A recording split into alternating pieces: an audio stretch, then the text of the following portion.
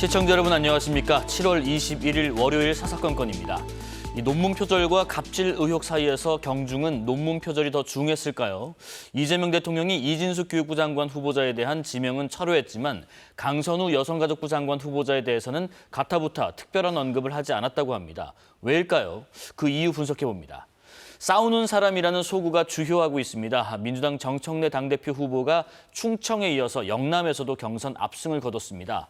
그런가 하면 용광로 조직을 만들겠다면서 국민의힘 당대표 출사표를 던진 김문수 전 장관은 친윤과 반윤 프레임을 어떻게 통합할지, 여기에 이제는 친길과 반길까지 향후 전국 전망해봅니다. 더불어민주당 전 법률위 부위원장 장유미 변호사, 국민의힘 대변인 강전애 변호사와 함께합니다. 어서 오십시오. 네, 안녕하세요. 네, 안녕하십니까?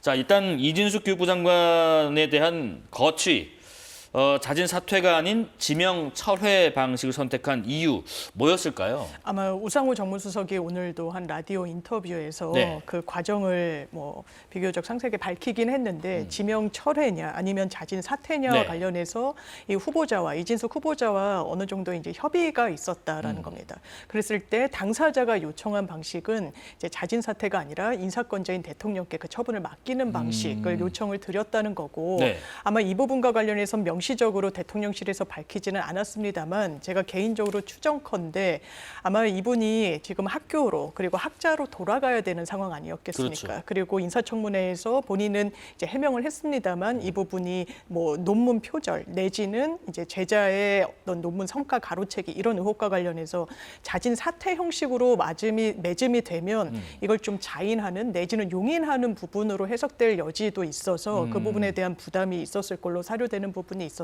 아마 협의 과정 끝에 이렇게 좀 마침표가 찍힌 것 같습니다. 강단으로 돌아갔을 때 어떤 부담까지도 좀 예상을 한 것 같네요. 대통령실 우상호 정무수석은 또 이런 얘기를 했습니다. 결국 여론의 벽을 넘지 못했다고 설명했는데 그렇다면 강선우 후보자는 여론의 벽을 넘었나 혹은 넘고 있는 것인가 임명된다고 하던데요. 그렇죠. 지금 오히려 우리 국민들께서 보시기에는 이진숙 후보자보다도 갑질 논란으로 문제가 되고 있는 강선우 후보자가 더 문제가 아닌가라고 보시는 겁니다. 왜냐하면 대통령실에서 강선우라는 사람을 여성가족부 장관으로 지명을 하면서 그 이유를 사회적 약자의 권익 보장을 위해 활동한 정책 전문가 이렇게 이야기를 했어요. 근데 이번 인사청문 과정을 살펴보면은 권익 보장이 아니라 권익 침해를 했던 당사자라는 것이 드러나 것이죠. 의혹에 대해서도 해소를 하기는커녕 지금 계속적으로 의혹이 늘어나고 있는 이러한 상황인데 이진숙 후보자에 대해서만 낙마시키고 그리고 강선우 후보자에 대해서는 계속 가겠다라는 것은 어떻게 보면은 이진숙 이제는 전 후보자라고 해야겠죠. 전 후보자는 원래 민주당 쪽 사람은 아니었었거든요. 그런데 강선우 후보자 같은 경우에는 현역 의원이고 이재명 대통령과 굉장히 가까운 사이로 지금 알려져 있지 않겠습니까? 대선 과정에서 본인이 노력한 부분도 있습니다만 이러한 것들이 주요하지 않았나 그렇게 생각합니다. 지금 현역 의원 사퇴 또 현역 의원에 대한 지명 철회 이런 건 좀 부담이 컸을까요? 다름 아닌 이 보좌관 갑질과 관련된 사안이었기 때문에 이 장관 후보직 철회는 곧 의원직까지 영향을 미칠 수 있다는 판단도 있었을까요? 임명 수순까지 왜 누구의 영향력이 발휘된 건지 우상호 수석 이야기 좀 더 들어보겠습니다. 다양한 의견들 진짜 많이 들으셨거든요. 그런데 어쨌든 여러 가지 종합적으로 고려해서 이런 결정을 내렸고 이 결정에 가장 영향을 많이 미치신 것은 여당 지도부의 의견이었다고 저는 그렇게 판단하고 있습니다. 대통령의 선택이 있기 전까지는 정말 다양한 의견을 전달하고 또 같이 토론도 합니다. 그런데 결정이 내려진 다음에 참모가 이러쿵저러쿵 그 결정을 훼손할 수 있는 얘기를 한다는 것은 있을 수가 없는 일이죠. 조금 동의하지 않으시는 분들의 여러 가지 서운함도 이해합니다만 잘 국민들의 이해를 당부드리고 싶습니다. 여당 지도부의 의견이 가장 영향을 미친 것 같다. 지금 여당 지도부 하면은 김병기 원내대표 얘기하는 게 아닌가 싶고요. 왜 강선우 후보자에 대한 임명을 강행해야 된다라고 또 주장하고 있는 것으로 보시는지요? 아마 십자포화의 대상이 됐던 두 명의 후보자가 있었던 것 같습니다. 이진숙 후보자와 강선우 후보자인데 이 두 후보자의 결이 좀 다소 다르다는 이제 당내 평가가 좀 우세했던 것 같고 어떤 맥락이냐면 기본적으로 이진숙 후보자는 논란의 좀 촉발점은 이 논문과 사건과 관련한 부분이었습니다. 표절. 그런데 실제로 인사청문회에서 더 논란의 중심에 서게 됐던 거는 과연 교육부 수장으로서의 전문성이 담보돼 있냐. 전문성 측면. 예, 이른바 이제 쪽지 논란이 있기도 했고, 뭐 도문서답을 권유하기도 했었고, 교육부 공무원들이.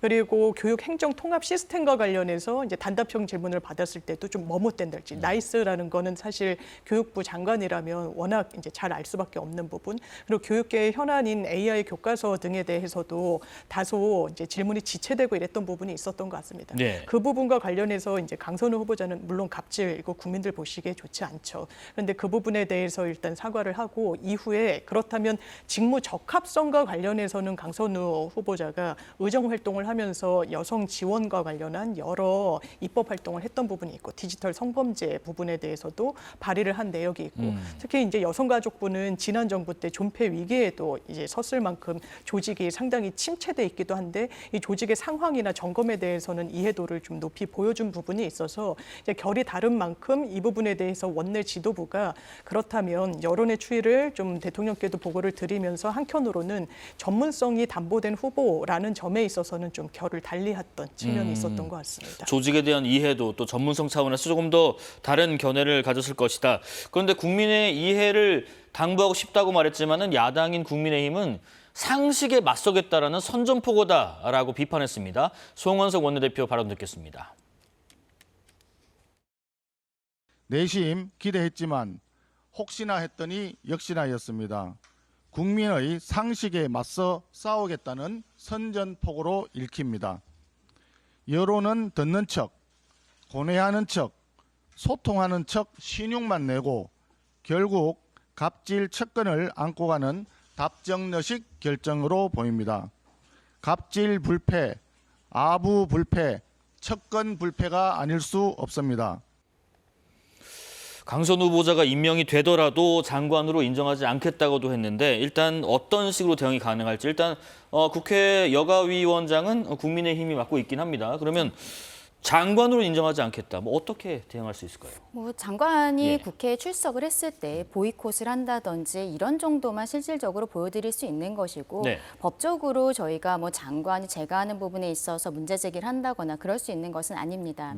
다만 국민의힘이 지금 말씀드리고 싶은 것은 예. 강선우라는 사람이 특히 여성가족부 장관에 맞는 사람인가 국민들께서 의구심을 가지고 있다는 것이고 국민들께서 이분을 여성가족부 장관으로 인정할 수 없기 때문에 저희 국민의힘이 거기에 대해서 맞서서 말씀을 드리겠다라고 하는 것입니다.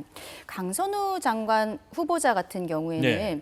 본인이 어쨌든 사회적 약자에 대해서 그동안 계속 노력을 한 이런 것들을 대통령실에서 인정을 했기 때문에 후보자로 지명이 된 것이라고 보이지만 본인의 삶의 궤적은 어떤 정책적인 방향이나 이런 것을 넘어서서 삶의 궤적이라는 것은 그런 것과 굉장히 동떨어져 있는 모습들이 있거든요.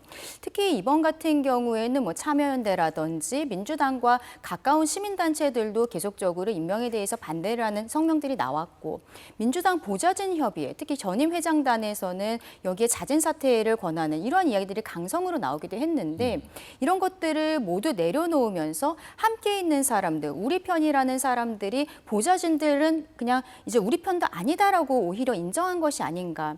대통령이 예. 그동안에 대통령이 되기 전에 사법 리스크가 여러 가지가 있었는데요. 어쨌든 김혜경 여사를 통해서 어떠한 공적인 업무를 하고 있는 사람을 가사 사용인처럼 쓴 부분들이 있습니다. 집에다가 냉장고에 과일을 채워넣게 한다든지 예. 세탁을 시킨다라든지 그리고 일상적인 일들에 있어서 경기도청의 관용차를 이용한다라든지 이런 의혹들로 재판이 진행 중이지만 대통령이 되어서 재판이 지금 정지가 되어 있는 상황인데 네. 강선우 후보자가 하고 있는 모습들이 거의 비슷한 것이죠. 집안에서의 변기를 고치고 집안의 쓰레기를 버려달라. 그것이 나라의 세비를 받고 있는 보좌관에게 시켰다라는 것 아니겠습니까? 대통령이 그동안에 갑질을 했었던 것들에 대해서 이번 사태로서 국민들은 다시 한번 분노하시게 되는 계기가 되었다. 그 말씀도 드리고 싶습니다. 그런데 지금 또 다른 갑질 의혹이 제기됐는데 문재인 정부 여성가족부 장관을 지낸 정영애 전 장관이 강선우 후보자가 지역구 민원사업 해결을 못했다면서 여성가족부 예산을 삭감했다라는 내용의 글을 지인들에게 지금 공유했다고 해요.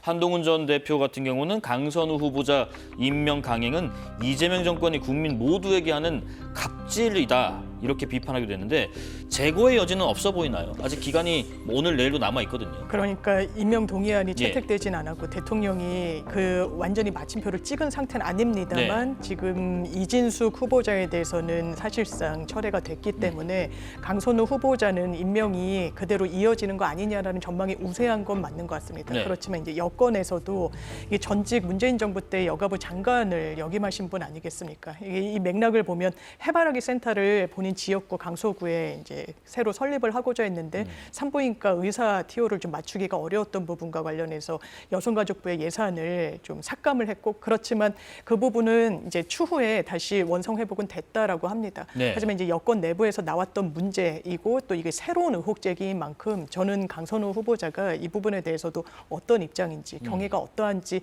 국민들께 설명드릴 의무는 책무는 있다라는 생각이 들고요.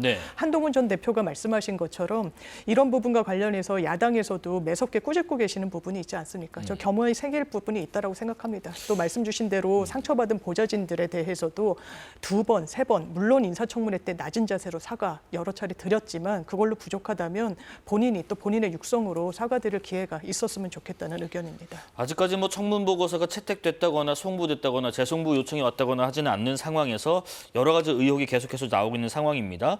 이런 측면에서 좀 보겠습니다. 여론조사 결과인데요.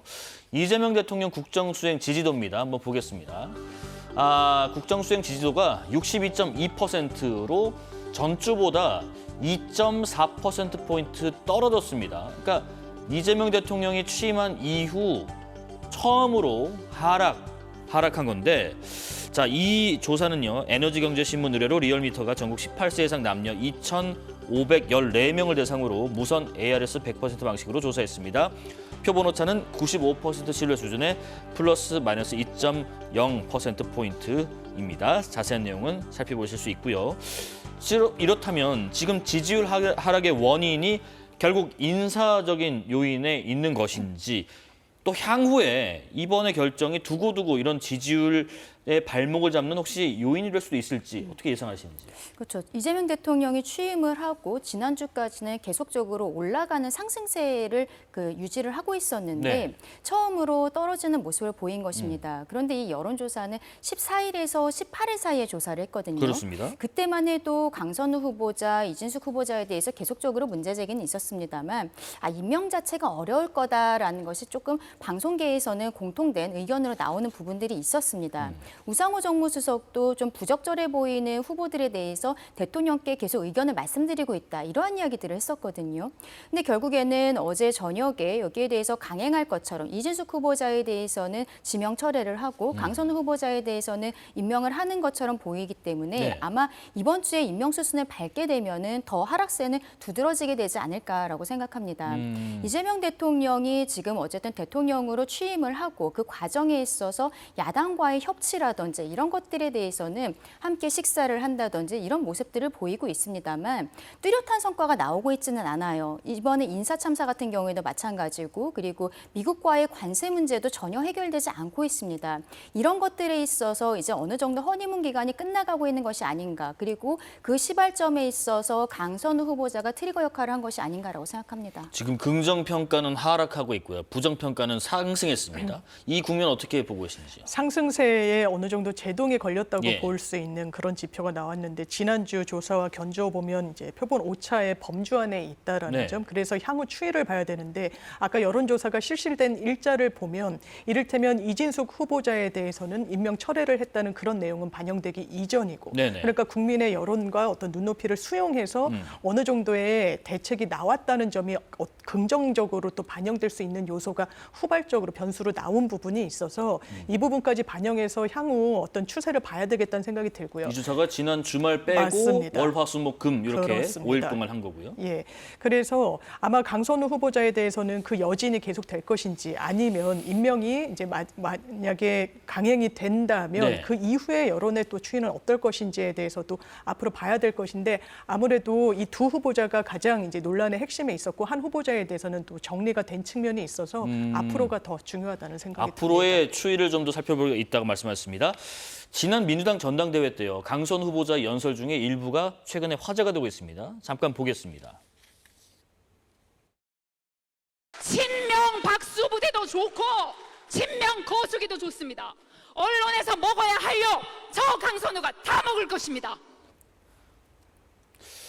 지금 이 영상과 함께 그 이 대통령 이부자리를 깔아주는 영상도 되게 화제가 됐고 지금 모든 욕을 대신 다 먹겠다 이 연설 영상까지 나오고 있는데 그렇다면 반대로 강선우 후보자여야만 하는 이유 아까 말씀하신 그 전문성 네. 이게 가장 중요한 부분인가요?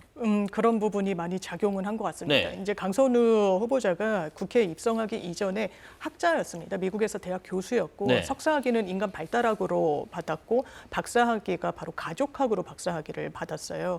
그렇기 때문에 여성 이슈에 대해서 끊임없이 의정 활동을 재선 의원으로 하는 동안 네. 상당한 이제 집중과 관심을 갖고 활동을 했었고 여가위 소속의 의정 활동도 했었고 특히나 이제 디지털 성범죄에 대해서도 관심을 갖고 발의를 한데요. 그리고 여성가족부와 관련해서도 이해도가 상당히 높다라는 점, 이런 부분과 관련해서 높이 평가할 수 있는 부분이 확실히 있는 것 같습니다. 그리고 이제 말씀 주셨다시피 현역 의원으로는 인사청문회의 그 허들을 통과하지 못했던 전례가 없습니다. 이 부분은 어느 정도 의정 활동을 하면서 공감대 그리고 상호 평가가 있는 거죠. 이제 여야 의원들 사이에서도. 네. 그래서 사실상 현역 의원이 인사청문회를 넘지 못한 전례가 없었던 건데 이런 부분을 좀 종합했을 때 아마 대통령실에서도 다른 후보자에 견져봤을 때 강선우 후보자가 처음에 그리고 평가도 좀 좋았습니다. 이 갑질 논란이 있기 전에는. 그런데 이 갑질 논란이 있은 이후에는 종합적인 판단이 있겠지만 형량을 하는 과정 아니겠습니까? 그럼 지금 만약에 낙마가 되면 대체 후보를 어떻게 할 것인지 이 부분이 또 국정 운영에 부담은 되지 않을 것인지 이런 판단이 종합적으로 고려된 것 같습니다. 지금 이렇게 우려가 있고 좀 논란이 되는 부분을 향후 강선우 후보자가 임명이 된다면 정책적인 부분으로 충분히 커버가 가능할 걸로 보시는지요? 전혀 그렇지 않죠. 예. 어쨌든 국민들께서 여성가족부에서 내놓는 정책에 대해서 어떤 효능감을 가지시기까지는 시간적으로 좀 텀이 있는 것이 사실입니다. 그런데 지금 당장 네. 이 인물이 여성가족부 장관으로서 맞는 것인가, 국민들께서 여기에 대해서 굉장한 거부감을 느끼고 계신 것이 사실이라고 생각을 하거든요. 거기에 대해서 대통령실도 모르는 것은 아니지만 강선우라는 사람이 만약에 이번에 뭐 자진 사퇴든 아니면은 지명철회든 어떠한 경우든지 낙마를 했을 때 정치적인 생명이 끝날 수 있다라는 생각이 좀 닿지 않았을까라고 보입니다. 네. 아까 그 우상호 수석이 이야기를 할 때 여당 지도부의 의견이 굉장히 좀 중요하게 작용을 했다라고 이야기하는 것은 저는 굉장히 비겁하다라고 생각을 해요.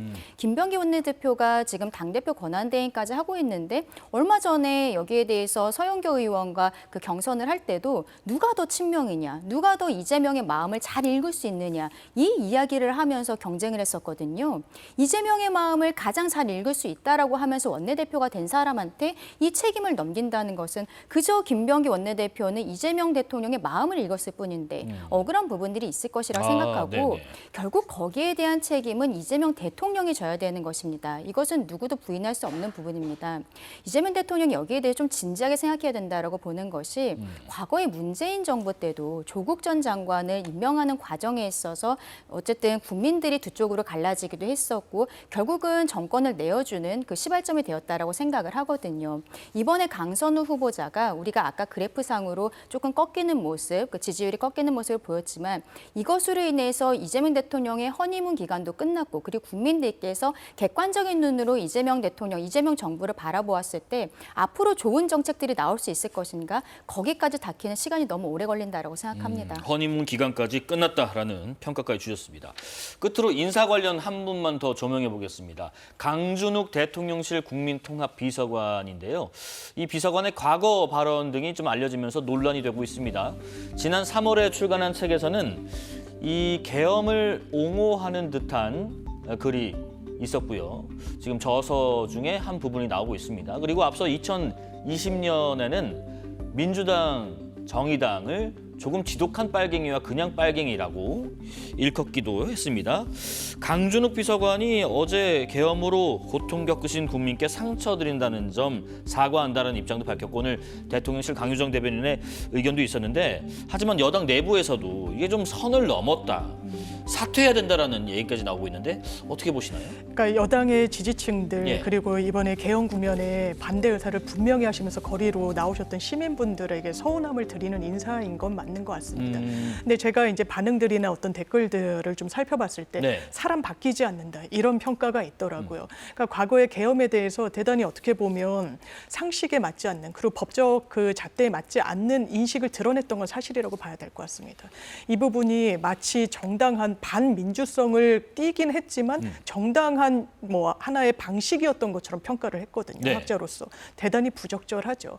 그런데 이제 대통령실에서 나온 입장은 그 당시에는 그러면 이런 인사가 어떻게 어떤 경로로 대통령실에 그것도 국민 통합에 이런 기능을 담당하는 비서관직을 하게 된 것인가, 검증은 제대로 된 것인가에 대한 물음표가 특히 민주당 지지층 내에서 많이 나왔던 게 사실인 것 같습니다. 네네. 다만 대통령실의 해명을 들어보면 아까 말씀드린 사람 바뀌지 않는다라는 부분과 관련해서 사람이 바뀔 수도 있다. 과거에 대해서 충분히 반성하고 이 부분에 대해서 사죄하고 인식이 바뀌었음을 확인해서 보수 인사지만 통합에 기여할 수 있는 부분이 있다라는 판단 하에 이제 기용이 된 것이다라는 입장이 나왔습니다. 네. 물론 이 부분과 관련해서도 상당성을 넘었다는 평가에 저 또한 동의합니다. 그리고 부적절한 인사이지만 그렇다면 바로 지금 과거의 발언 때문에 이 부분을 모르고 임명한 것 같지는 않거든요. 지금 대통령실의 해명을 들어보면. 그렇죠. 그럼에도 불구하고 이 사람이 통합에 대한 의지 그리고 오히려 보수 쪽에 몸을 담았었기 때문에 이 부분에 대한 가교 역할을 할 수 있다라는 점이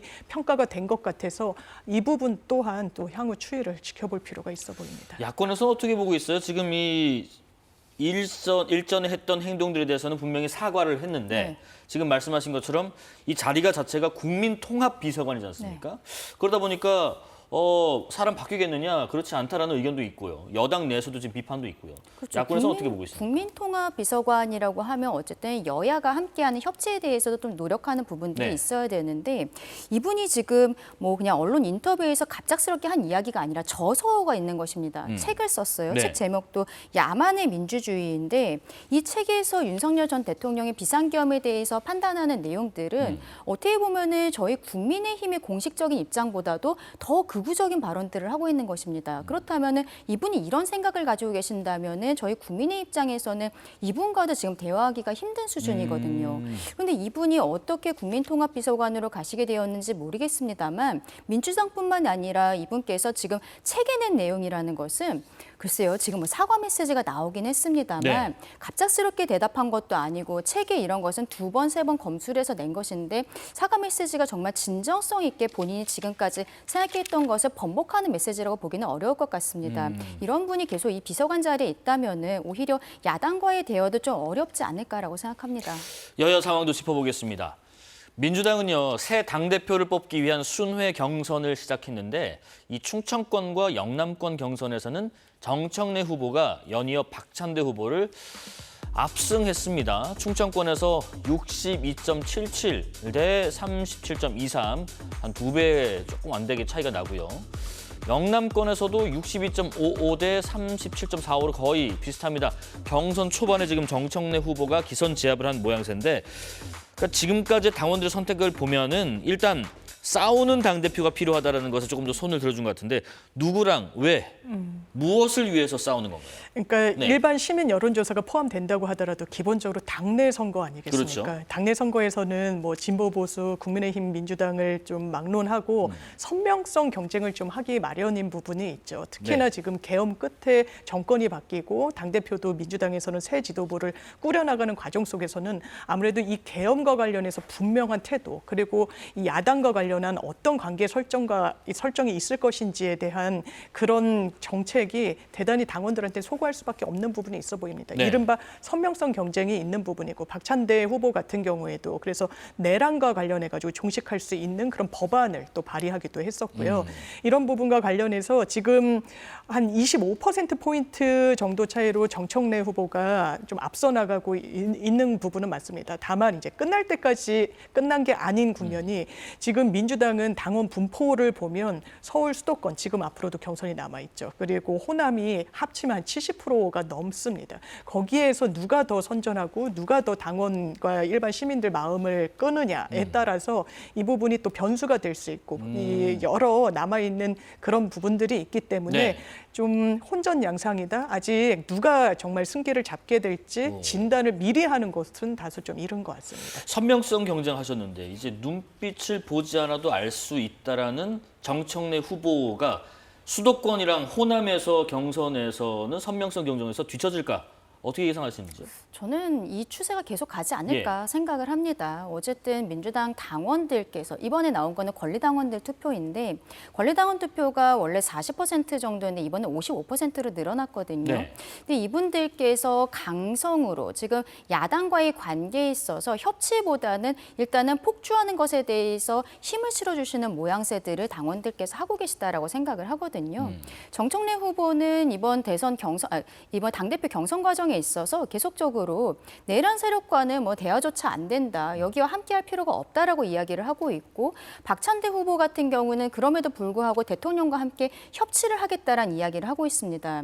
이게 아쉬운 것이 어쨌든 거대 야당도 아니고 이제는 거대 여당이 되었고 저희 국민의힘의 의석수도 굉장히 적을 뿐만 아니라 실제로 저희가 특검 상황이라든지 당내 분란 이런 것들로 어떻게 보면은 여당과 야당과의 관계에 있어서 굉장히 열세 있는 것이 사실이거든요.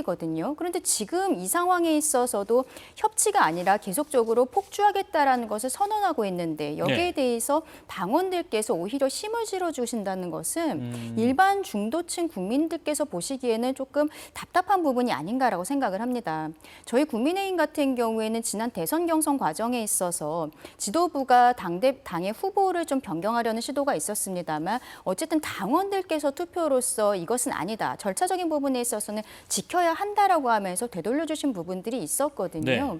이런 것들이 좀 아쉬운 부분이다라고 말씀드리고 싶습니다. 지금 이렇게 전당대회도 이렇게 쫙 돌면서 기세를 좀 몰아가는 그런 것도 있는데 지금 전당대회 일정이 좀 호우 피해 등등 때문에 좀 연기가 됐어요. 특히 후보들, 특히 박찬대 후보에게는 변수로 작용할지 그렇다면 뭔가 반전시킬 만한 카드가 있을지 물리적으로도 그럴 만한 시간이 충분할지 궁금해요. 원래 2일 날 이제 마치는 예. 거였고 민주당은 국민의힘과 다르게 순회 경선이라는 제도를 채택하고 있어서 각 권역별로 누가 먼저 승리했는지 그래서 그게 바람을 타기도 하고 이런 부분은 있었습니다. 네. 그런데 지금 수해 상황이 심상치 않고 계속 지역을 정말 돌면서 하는 거는 그 지역의 당원분들이나 시민분들께 불편을 드릴 수도 있는 그럴 수 것이어서 있죠. 네. 마지막에 한 번에 이렇게 하는 방향으로 이제 결론이 난 거 아니겠습니까? 그렇다면 이제 좀 뒤에서 좀 뒤따르는 좀 추적을 해야 되는 후보 입장에서는 어느 정도 이제 시간을 벌었다고도 볼 수 있지만 말씀 주셨다시피 이 스케줄 자체가 연기가 된 건 아니고 이제 그 중간에 방식이 바뀐 거에 불과하기 때문에 큰 변수가 되진 않을 수도 있지만 기본적으로 정말 많은 당원들이 있는 두 곳이 남아 있다라는 게 가장 핵심 내용이 될 것 같습니다. 예, 이제 국민의힘 얘기해 보겠습니다. 국민의힘 당대표에는요. 김문수 전 장관, 안철수 의원, 조경태 의원, 또 장동욱 의원도 SNS 통해서 의지를 밝혔고요. 일단 육성으로 입장을 밝힌 주자들 목소리 잠깐 들어보겠습니다.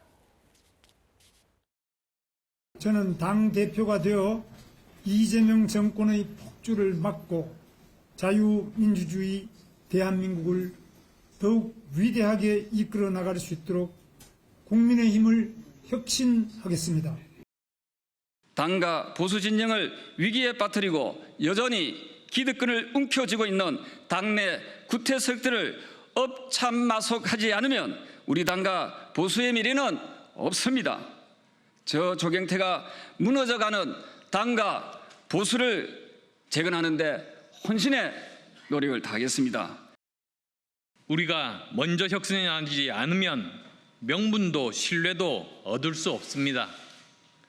그런데 아직도 제5공화국에 살고 있는 사람처럼 자꾸 뒤만 보십니까? 친길 당대표가 되려고 하시는 것입니까? 이 김문수 전 장관 같은 경우에는 지난 대선 출마 선언과 조금 내용이 비슷한 것 같아요. 이재명의 정권의 폭주를 막겠다라는 것을 들고 나오는데 조금 식상하다는 일부 평가도 있는 것 같아요. 근데 지금 민주당의 당내 경선을 예. 보면은 이기고 있는 정청래 후보도 지금 앞서 제가 말씀드린 것처럼 야당이 힘을 쓸 수 없는 상황임에도 불구하고 본인들이 더 폭주하겠다고 선언을 하고 있는 상황에서 오히려 야당이 여기에 대해서 맞서겠다, 선명성을 보이겠다라고 하는 것이 좀 당연한 부분이 아닌가 생각을 합니다.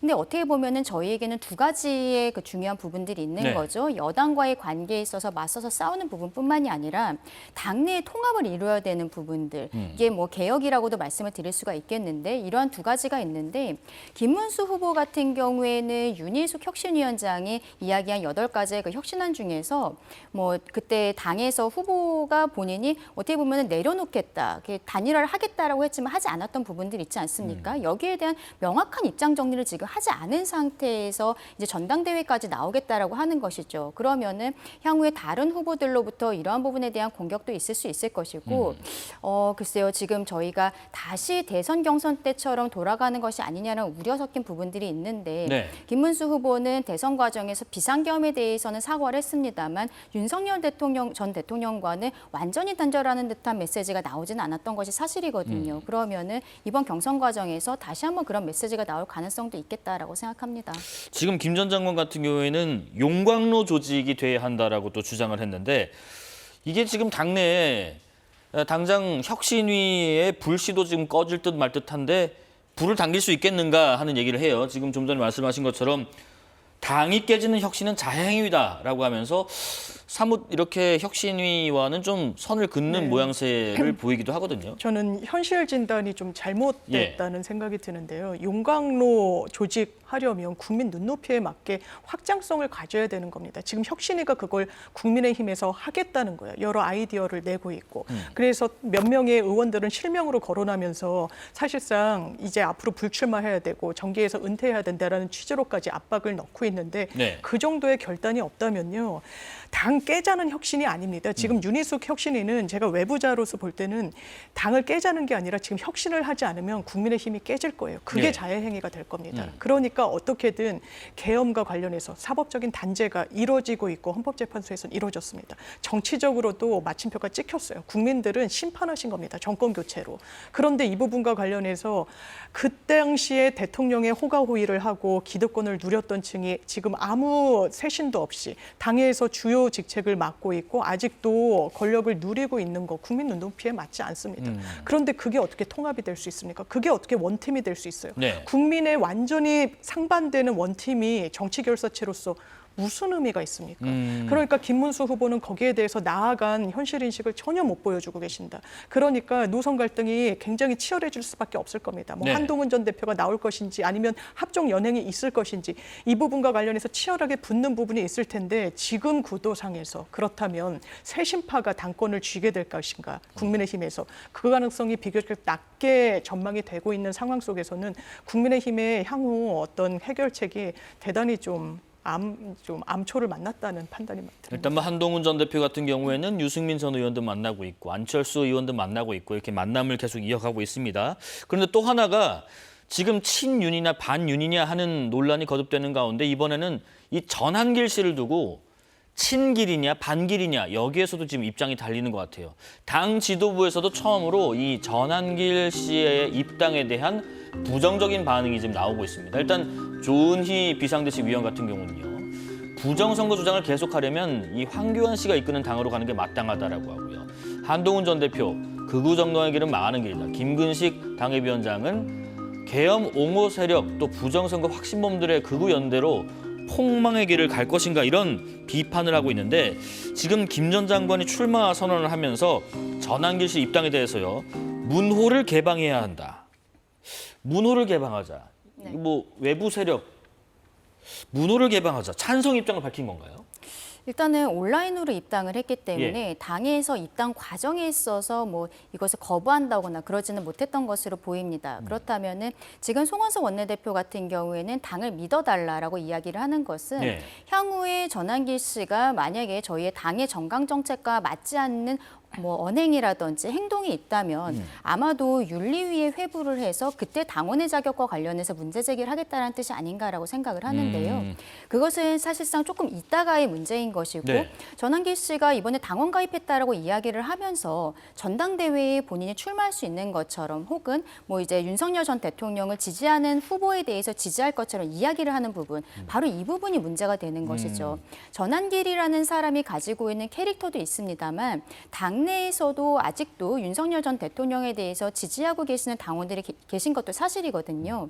그래서 아까 이제 김문수 후보가 이제 전당대회에 나오겠다라고 이야기를 했을 때 제가 과거와 좀 이제 겹치는 부분이 있어서 우려가 된다라고 말씀드린 것이, 그렇다면 지금 나오겠다는 후보들 중에서는 전환기 씨와 함께할 수 있는 사람은 좀 김문수 후보라는 생각이 들 수밖에 없는, 과거의 행적을 보면 그럴 수가 있는 것이거든요. 네네. 그럼 본인이 대선 후보로 나왔던 사람이라는 거예요. 대선 후보에 나와서 비상계엄에 대해서는 사과를 했습니다만 그 이후에 전당대회에 나와서 다시 윤석열 전 대통령과의 관계를 함께한다라거나 이런 형태로 대선 캠페인을 하는 것 전당대회 캠페인을 하는 것 자체가 당 자체로서는 과거 당의 대표의 얼굴로서 후보로서 나왔던 사람이기 때문에 굉장히 부담감이 가는 것이 사실입니다.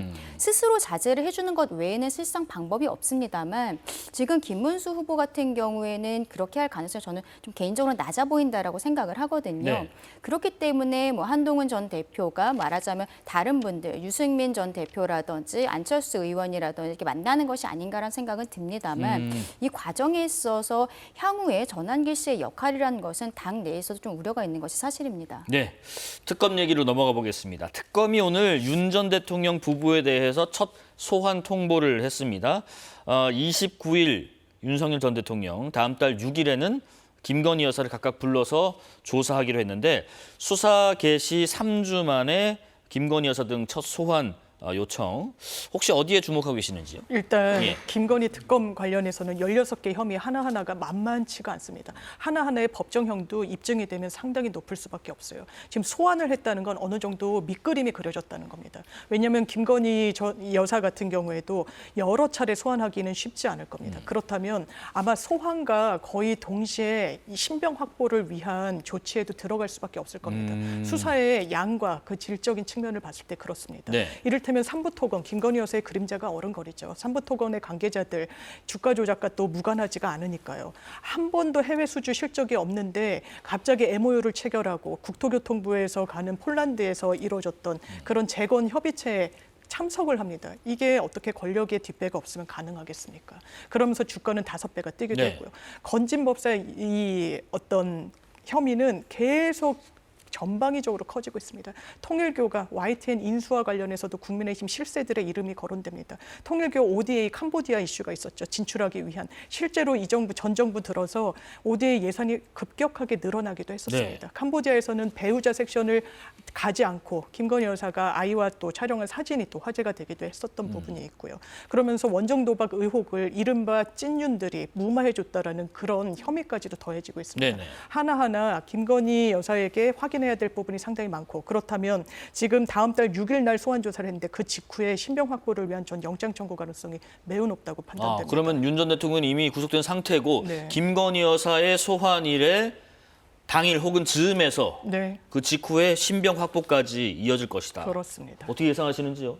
그렇죠. 김건희 여사에 예. 대해서도 구속영장 청구는 뭐 정해진 수순이 아닌가 불가피하다. 생각을 합니다. 그것을 김건희 여사 측에서도 알고 있기 때문에 오늘 소환 통보에 대해서 속보가 떴을 때 김건희 여사 측에서는 특검 조사에 성실히 응하겠다라고 이야기를 했었거든요. 윤석열 전 대통령 같은 경우에도 내란 특검으로 구속이 되기 전에 이 두 번째 소환 조사에 있어서는 뭐 특검에서도 그 언론 브리핑에서 원활하게 조사가 이루어지고 있다라고 이야기를 한 부분들이 있습니다. 네. 결국에는 구속영장이 발부되는 과정에 있어서 이 조사에 얼마나 순응하고 있는가 이런 부분이 중요하기 때문에 김건희 여사 측에서도 예상을 하고 있어서 성실히 조사에 응하겠다라고 이야기한 것이 아닌가 싶고요. 다만 저는 김건희 여사 같은 경우에는 바로 영장을 청구하기보다는 이게 혐의가 너무 많아요. 16가지가 있기 때문에 한 두어 차례 더 소환을 한 뒤에 영장 청구가 있지 않을까 그렇게 생각을 합니다. 특검 수사 상황, 이종섭 전 국방부 장관 관련된 최혜병 특검 관련 얘기입니다. 이종섭 전 장관이 최혜병 순직 사건 이첩 보류 지시를 내리기 직전에 윤석열 전 대통령과 통화한 사실을 처음으로 인정을 했습니다. 23년 7월 31일 오전 11시 50분쯤에 대통령 전화를 받았다. 군을 걱정하는 우려의 말씀을 전한 것으로 기억한다. 그러니까 일각에서 제기하는 경로는 없었다고 지금 밝히고 있는데 김태효 전 국가안보실 1차장하고 또 회의 참석자 3명 등은 당시 윤 전 대통령이 화내는 것을 목격했다라는 취지로 지금 특검에 진술을 했는데 이 전 장관의 지금 주장과 좀 배치가 되는데요. 그런데 이게 경로라는 예. 단어에 있어서 누군가 어떻게 받아들이느냐의 차이일 뿐인 것이고 결국에는 이제 조사 과정에 있어서 뭐라고 이야기를 하였는지 그때 누구에게 어떤 지시를 하였는지 이런 진술들은 아마도 그 자리에 참석했던 사람들은 똑같이 들었을 거니까 예. 누구의 말이 더 신빙성이 있는지에 대해서는 특검에서 그 적이 판단을 하지 않을까라고 생각을 합니다. 그러니까 중요한 것은 화를 냈다라기보다는 화를 내면서 어떠한 불법적인 지시를 했느냐 이것들이 문제가 될 것인데 여기에 대해서는 아마도 대통령이 경로했다라고 이야기를 하면서 누군가에게 어떠한 이야기를 하는 것을 이제 뭐 거기 있었던 사람들이 지금 다 소환을 하고 있기 때문에 그것을 맞춰보지 않을까 생각합니다. 네.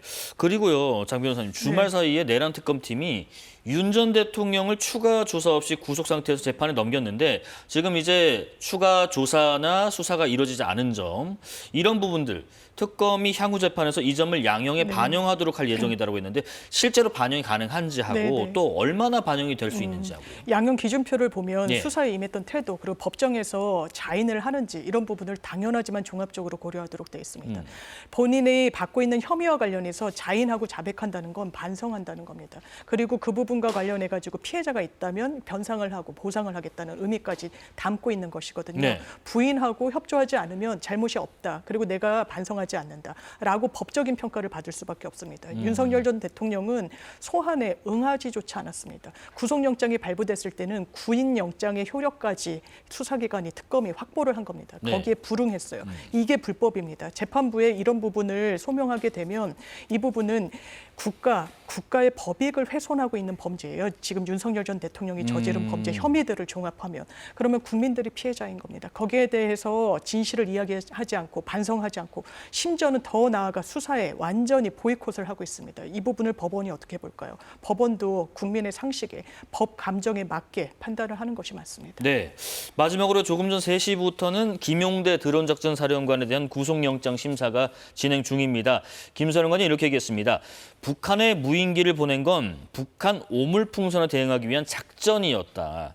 이렇게 부인을 하고 있는데 또 허위 공문서 작성 혐의에 관련해서는 이게 비밀 군사 작전이기 때문에 사실대로 기재를 할 수가 없었다라고 주장하는데 지금 군사 기밀과 수사 사이의 간극, 이 법적으로 따져보면 이 주장이 설득력이 있는지 궁금해요. 그러니까 이게 작성한 서류가 예. 어느 정도의 보안 문서인지 이런 것들이 좀 중요하지 않을까 생각을 합니다. 네. 만약에 정말 고위층에서만 볼 수 있는 문서라면은 이것에 대해서는 사실대로 적시를 하되 많은 사람들이 문서에 대해서 접근을 하지 못하도록 하는 것이 우리 국민들께서 생각하시는 정당한 그 공문서가 아닌가라고 생각을 하는데요. 군사상 기밀 누설죄도 있고 또 네. 이제 지금 공문서 허위도 있고 네. 좀 배치가 되는 부분이 있는 것 같아요. 그렇죠. 근데 어쨌든 여기에 대해서는 일단은 말씀드리고 싶은 것은 허위 공문서 작성에 대해서는 본인은 여기에 대한 약간 미비적인 부분들도 있는 것이고 그리고 알았다라고 해도 이것은 어쨌든 군사보안과 관련한 것이기 때문에 허위로 했다라고 이야기를 하는데 제가 말씀드리고 싶은 것은